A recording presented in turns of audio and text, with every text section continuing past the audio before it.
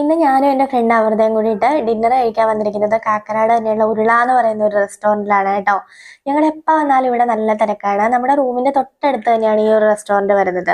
അതുപോലെ തന്നെ കാക്കനാട് ഇൻഫോ പാർക്കിൻ്റെ തൊട്ടടുത്താണ്. ഞങ്ങൾ ചെന്നിട്ട് കുറച്ച് നേരം കഴിഞ്ഞപ്പോഴാണ് ഞങ്ങൾക്ക് സീറ്റ് കിട്ടിയിട്ടുണ്ടായിരുന്നത്. സീറ്റ് കിട്ടിക്കഴിഞ്ഞ് ഞങ്ങൾ മെനു കാർഡൊക്കെ നോക്കുന്നുണ്ട് കേട്ടോ. അപ്പോൾ ചൂടത്തുനിന്ന് വന്നതുകൊണ്ട് തന്നെ ഞങ്ങൾ ചെന്നപാടെ പറഞ്ഞിട്ടുണ്ടായിരുന്ന ഫ്രഷ് ലൈം ആയിരുന്നു. ഇവിടുത്തെ ഫ്രഷ് ലൈം അസാധ്യ ടേസ്റ്റാണ്.